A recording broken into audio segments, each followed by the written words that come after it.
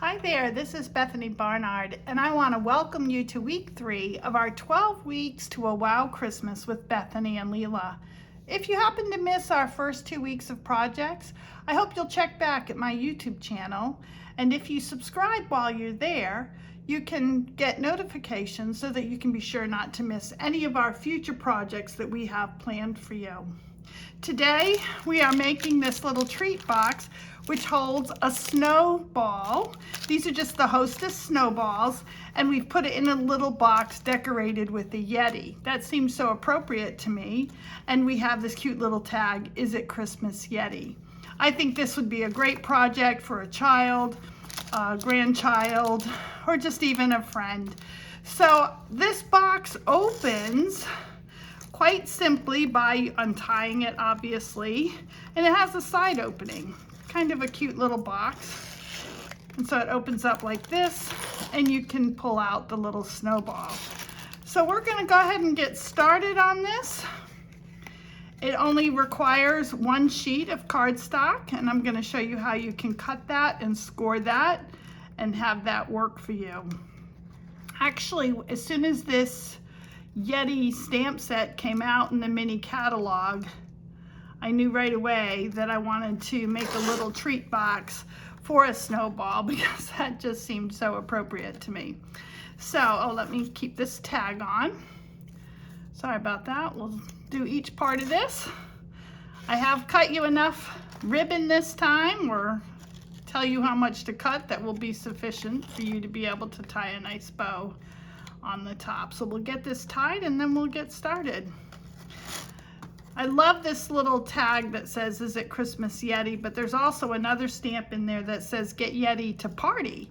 And these could be cute favors, even at a birthday between now, well, really a birthday anytime, but definitely a winter birthday, to be able to put a snowball in there. And in case you haven't heard of snowballs before, I know they were a favorite of mine growing up as a child, but this is what they look like, and I found these right at Walmart. So I'm going to move this over to the side and we will get started. Now, I think I said to you that you just need 1 sheet of cardstock to make this box. And so I'm putting this all together for you to be able to see how that is done. So the first thing you would want to do is to cut this right on the 7 inches. So this would give you 1.5 inches. We don't use this, but you can save it for something else. You would cut that off. And once you have the 7 inches, then you'll cut at 7 3/4, which would be here. So you end up with a sheet that is 7 3/4 by 7 and 7 by 3 1/4. Now, I often do this to where I score in advance, because when I use that on my scoreboard, it's easier for me to see, but that way you still get the numbers. So I have listed here, these are the 7 by 7 3/4, so the landscape, you're going to score at 3 and 4 3/4.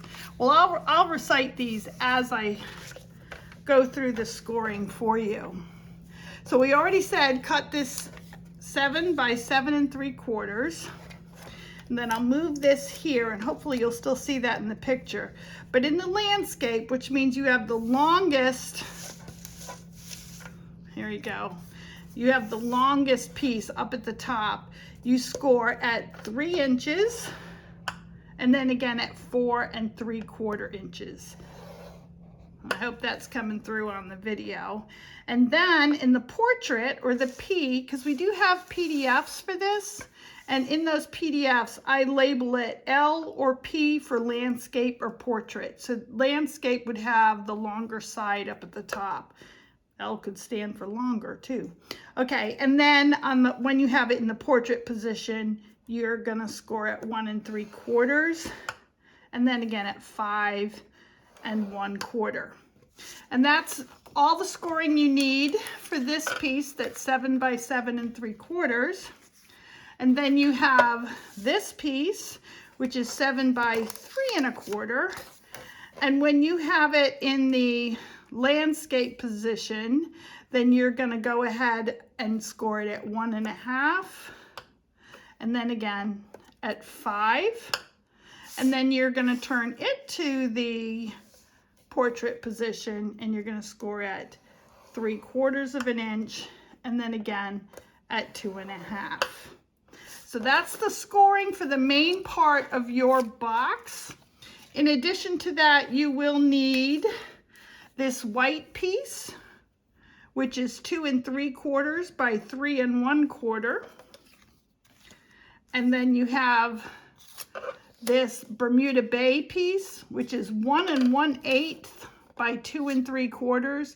If you're more comfortable with 1/4 inch sizes, you can size this up a little bit. And I did the white piece that's going to get matted on top here, 1 by 2 5/8. So again, 1 1/8 by 2 3/4 for the matte piece, and 1 by 2 5/8 for the white piece. Okay, let's get started. We've scored these pieces, and now we'll see where we cut and where we stamp. So we're going to start with the snowflake, because we use that a lot. We use that on this white piece, and we use it on these 2 box pieces, because you can see that I've done a snowflake all around here and also on here. So in this stamp set, you actually get 2 different snowflakes, and I'm just using one because that's easier than switching, but you can choose which one you want to use and do both of them if you'd like, but I do find it easier just to choose one and use it. Now, when we use this piece, we really don't see these wings, if you like, on the 2 sides where you've scored. So I'm going to concentrate on getting my snowflakes just down the middle. And I just kind of like this zigzaggy pattern. Occasionally I'll go over the score lines just so it looks natural, but it's hardly seen really in a lot of ways, but you do want it all over that piece because it's going to be on the rest of the box. So that's that piece. And then here, we're going to have, now this whole box, the majority of it you do see at various times. So you really do want to stamp randomly all over your piece. And I go with that triangular design. I don't know if you can see it. Trying to keep them from being all in a row. So I've got 2 here, so I'm going to stick 1 there. I hope that makes sense. I have 2 here, so I'm going to stick 1 there.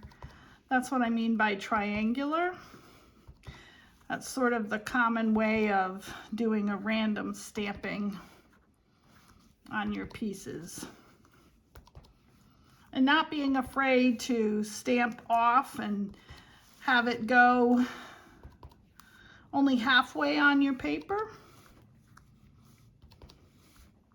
That gives a sign of some kind of continuity. So how does it look there? I think that's pretty well done. So we can set that piece aside.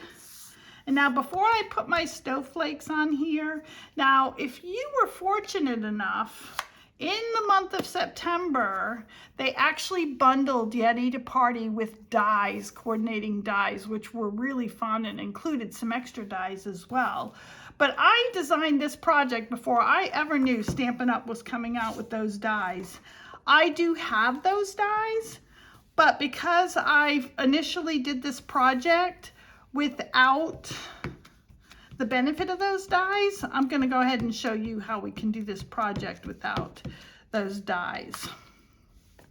So I've just used the Memento ink, and I've inked up our Yeti. And he fits just right on here. So I'm going to make sure his little feet kind of are on the bottom of where he'd be walking. And he's full on. There we go. And then in advance, you could always stamp him on white scrap paper and cut him out. Or if you have those dies, you would be lucky enough to be able to what's the word? This has to fit because it's the same stamp. Okay, you'd be lucky enough to cut him out pretty easily. But as I said, I'm doing this for the benefit of people who maybe didn't see those and take advantage of that. So I'm also now gonna stamp this little banner, pennant banner. So again, I'm gonna do that in black with the memento. And I'm gonna put it right pretty much corner to corner here. And then I also pre-cut, in fact, I think there's two here. I don't know if I can get them apart. I'm not gonna bother with that right now because this is only so I can stamp these snowflakes on here. So back to my polished pink, which I'm not sure if I mentioned, the cardstock was polished pink because to me that goes so well with the pink snowballs. So now I don't have to be afraid about where I'm putting these snowflakes because we're doing something called masking, which makes it look like the snowflakes are happening behind the sky. I've even, if I take this one up, I have actually done another one here with his legs. You know, just in case I want to do some more snowflakes like here coming out from behind him. That's probably about all I want to do. And then we've got snowflakes all around him. I'm going to go ahead and do one more over here on the side. There we go. So that's pretty much how we can stamp him. And then we're going to go ahead and color in using our blends, but you could use our watercolor pencils too if you have those. Or if you're into watercoloring, you could do that as well. So what I have here are Flirty Flamingo, which is another bright pink. Flirty Flamingo, both the light and the dark blends. I have the Pool Party, light and dark, and then I have the Bermuda Bay. I like the Bermuda Bay. Is this the dark one? This is the light one. I like the light Bermuda Bay and the dark Flamingo for this pennant. Really trying to make this bright and fun. So here we go. I'll get that pennant going. Just makes it a little bit more festive. And then for the Yeti himself, I did put his little horns pink. I have no idea what color they say the Yeti's horns are, but my Yeti's horns are pink. Okay, and then just on his face area, I am going to color it in the light Pool Party because we're coloring the entire thing in. There we go. And then we're going to outline him in the dark Pool Party.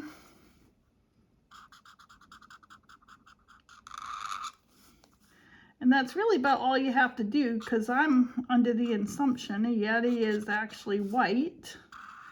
I have never seen a Yeti, so I'm not sure what color he actually is. But, or if there really is a Yeti, right? I don't know, maybe some of you guys know, maybe some of you have seen him. They come with a lot of little accessories that can be held in his arm. And when they came out with the dies for this Yeti, there's actually a die that will do a slit so that he can hold presents and things in his arm. But we're gonna stamp this little mug because you have to have a cup of coffee or cocoa with your little snack treat. So that's why I did that. And we have here a little mug. Now I'm going to try something. I already cut this mug out with my dies, and I'm just going to see if I can possibly line that up. Of course, you can just cut them on a scrap piece of paper and cut them out. And you would have your mug too, but I did not want to have my mug take the time on the video to cut him out. So I'm going to color the mug in. I might do him pink this time. Here we have him in the Bermuda Bay. We got both of them here, but I'm going to go ahead and do this one in pinks, I think. I don't know if that'll be too much pink or not. We'll find out, and you can compare when we're done here. So I like to always try first with the lightest color. And I almost always leave a line down the center as though there's a light reflecting off that. And the reason I always start with the pink is because you can always take away some color. I'm sorry, you can't take it away, but you can always add more color, but you can't take it away is what I meant to say. I hope that makes sense. I love these blends, and I love how it pulls them in. And so at this point, now I'm going to go back with the light again and try to pull this in some more. But I'm going to leave that little line right down the center to kind of make it look like there's a reflection. I'm also getting ready to use these adhesive back sequins and gems, and you'll see they've come in like a pinky color and really a bluey green that would go with Bermuda Bay, and that's what I've done here is I've put a sequin on them here in the blue, but this time I'm going to go ahead with the pink and our pink cup. Whoops. There we go. And then we're going to use a little bit more of these a little bit later. But that just gives a little bit more bling to our mug here. Yeah, I kind of like that in pink. So I'm going to take a dimensional and put it up on a dimensional.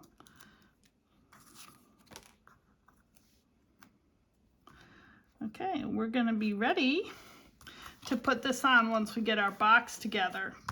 But we can also work on our tag. So let's get these pieces for our tag here. And we have this piece here and this white piece. And we're gonna stamp, "Is it Christmas, Yeti?" I don't know about you, but to me, Christmas happens right up until actually Christmas Day, which is probably why I just love the idea of 12 weeks to Christmas. But when December comes, I will be talking to my grandchildren about Christmas and how, you know, just excited about looking forward to it. So I'm planning to make up a couple of these kind of treats to give to them before Christmas actually comes, just to help them get excited. Now these little presents, there's 2 presents that come with this stamp set as well, and I'm gonna color it again. I'm gonna take that pink, which is, again, this is the Flirty Flamingo, but I am really excited about what I'm doing with this bow at the top. See, and you can see I've left that little bit of white again there. I don't know, I'm no artist, so I don't know if it makes sense to do or not. And I'm going to show you what we're going to do with that bow in a second, because again, we're going to use these gems, and I think this is so neat what these gems will do. But first, I'm going to go ahead and put this on its Bermuda Bay mat. And then I'm going to pull in one of my absolute favorite punches available with Stampin' Up! Right now. I think I may have even already used it on a different project, and we'll be using it more on this project. But this is our Very Best Trio punch, and it comes with a bundle with Very Best Occasions. That stamp set's worth having too. But you just pull this in right in the middle, and we're going to make a slot to put the ribbon in right here. But what I really love about this is these gems.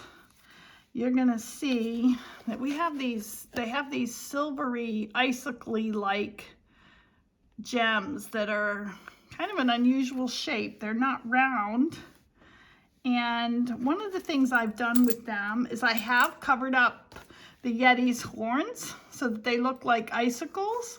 And that's kind of fun and a cool idea, but I love changing this to cover up these bows on the gifts. And you'll see in a minute how nice this looks. And sparkly, again, I'm a bling person, so I like the sparkly. And sometimes when gems are not circular, people aren't quite sure what to do with the gems. And I just love the way that covers up the bow and gives you a nice sparkly bow. So there's our tag, and we're set there. And now on to the box. All right, so I'm starting with this big piece here. And again, we're going to turn it to the landscape position. And you have 3-inch rectangles here. And we're going to cut up this middle to the first score line. Now, sometimes when we make boxes, we do some mitering. We do not do that on this box, which, if you think about it, actually makes it easier. So that's good. So you don't want to do that. And you're just going to cut on both sides right up to that first score line there. Now, the next thing that we're going to do is a little bit unusual. And we are gonna, I like to look at these and say which, because it doesn't matter which way, because we can turn it this way or turn it this way to get the top of the box. And the way I choose is I look at these panels here, because one panel does not have design on it, it just has the snowflake, and the other one will cover up. So I look at the one I like the least, which in this case would be this one. I like the snowflake stamped here better. So I am going to go ahead and adhere this right onto this side of the box. If you liked this side, let's see, if you liked, how does it go? If you like this side better and you're covering up this side, then it won't matter which side that you put that on. So I'm going to go ahead and put that on. And one of the things I might as well tell you now about this is, you know, again, the top or the bottom, it doesn't matter. But once you have put this piece on and chosen your square to put them on, then you have pretty much determined where the top of your box is, because obviously it's not down here. This is going to be your top. Once you know what your top is, we're going to cut 1/4 inch off of this tab. Now, I actually am fine just visually cutting 1/4 inch off and working with it like that, but I do know that others like to be a little bit more exact. So I'm going to put this in here, and I'm going to put my tab right on this 1/4 inch line right here going down. And I have this butt up here so I know it's straight. And I'm just going to cut just that 1/4 inch off. Just like that. Now we're done. Okay. So the next thing that we're going to do, going back to the very best trio punch, which I love so much, is now we're going to take this and put it right in the middle. Now, there is a little notch right here that tells you that's the center. I just eyeball it, and I kind of look and say, yeah, that looks like it's about the center. And then I just punch it. And then we're going to have our other slot for ribbons later on. But then we're going to punch these corners, because I just love the design that we make with this box by punching this decorative corner. So I've done that side, and now I have to fold this again, put this flap down, fold this again. Now you're gonna flip it, because if you want these two to match on both sides, you don't turn it, but you flip it. So I'm gonna take that in, And there we have it. Now this is going to end up being the top of our box, and this is one side where we're going to put that ribbon through. Isn't that so cool? So I'm going to go ahead and use now my bone folder, and I'm just going to fold these up. Get a nice edge. A lot of times when you're making boxes, it's a good idea to use a bone folder to crease your scoring. There we go. Okay, so this piece is all ready for this other piece that we have here. So I'm going to set this aside as well. And then you will take this piece, which is the 7 3/4 by 3 1/4. Is that right, or is it 7 by 3 1/4? It's 7 by 3 1/4, because the first thing we do is cut the whole thing down 7 inches. Okay, now remember I said we don't really need snowflakes on these two sides? Well, that's because we literally actually even cut off. Well, so you have this first. I'm going to go ahead and use my bone folder on this, because that makes it easier to see the score lines of where we're going to cut. Love those crisp folds from that bone folder. So we're going to cut this up again to that first score mark straight, and then here we are going to angle it, and then this is trash. And then on the opposite side, we're going to do the same thing. We're going to cut up, and then we're going to angle it, and we're going to get rid of this side, okay? Now, we need to do the same thing on the opposite side, so that's great. You get to see it twice. Take off this rectangle, angle this for a tab, and then you can, if you're brave enough, angle that, and then cut up here again. Okay. Now here's where it's important to check out. We're going to go ahead and fold these with the bone folder first, but you're going to want to look at your rectangles on either end, because this one is smaller than this one, and it's your smaller side that's going to also be the top of your box.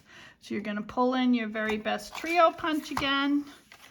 You're going to put that right down the center, punch, and then we're going to go ahead and turn it to get that decorative side, punch, flip it, and punch again. Okay, and this will be our other top here. You'll see how that goes together. You're going to take the opposite end, which had the longer piece,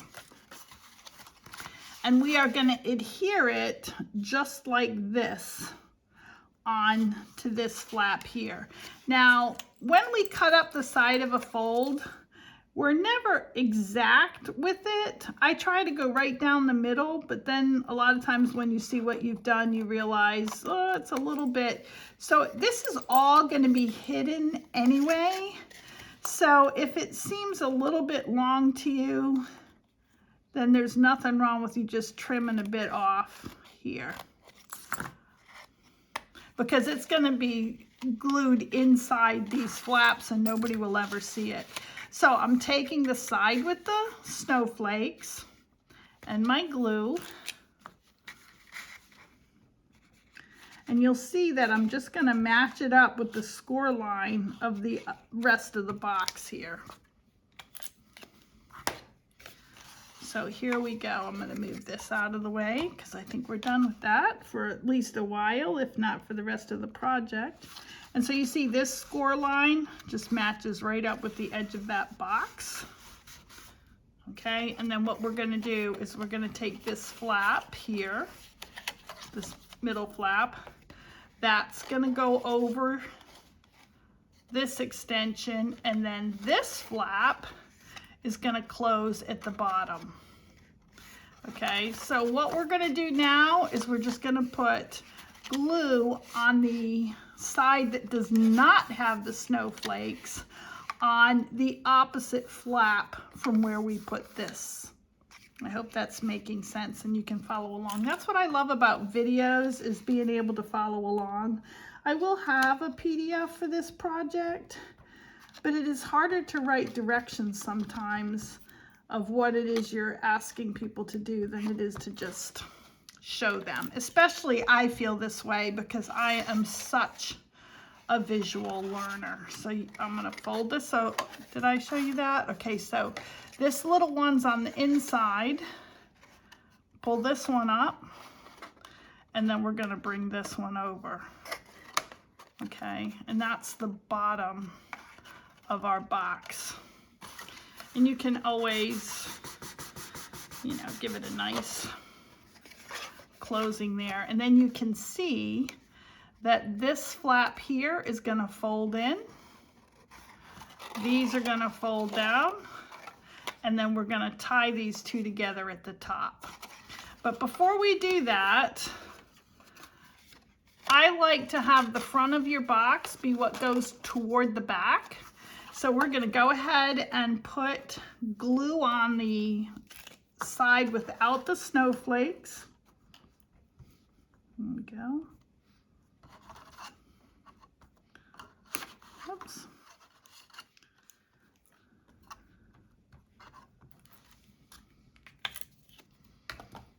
And then you just want to make sure this is nice and square here. And then you close that. Okay. And then you can see there's your box closed and ready to be tied up. So before we do that, we need to stick our snowball in there, right? And I did make this box so it was sized to fit the snowball in there. So make sure that's down and we're good to go. There we go. There. And then we're ready to put our tag on and tie the bow, and we're done. Now I really like this white, let's just calling it white organdy ribbon, glittered organdy ribbon. That's the part I like because it kind of, to me, is reminiscent of snow and snowflakes. And I just used my grid paper, and I just went with the 16 inches, which I'm gonna tell you right now is plenty to tie that bow. Cut off the 16 inches. I'll put this up, and then just go ahead and feed it through the two. Oops, well, that's gonna still be okay. I want to put our tag on too, see? So let me get these ends to be about the same here. There we go. And then you want to put your tag on as well. Is it Christmas Yeti? Or if it's for a different occasion, you can put winter wishes and holiday hugs. I've done it with that too. I've also done it with Get Yeti to Party. Now the stamp that says Get Yeti to Party actually has underneath it, it's your birthday. Get Yeti to Party, it's your birthday. But I just cut them apart. Don't be afraid to cut your stamps apart if you like some of the sentiments without all the other pieces on it. And then we're gonna pull this here. And there we have it, right? Plenty of ribbon. This one's a little bit longer, so I'm gonna trim it just that little bit. And we have two of these little treat boxes ready to go to help celebrate and bring the excitement of Christmas on the way. I hope you enjoyed that. Please leave me a comment and let me know what you think of this project, and thanks for watching.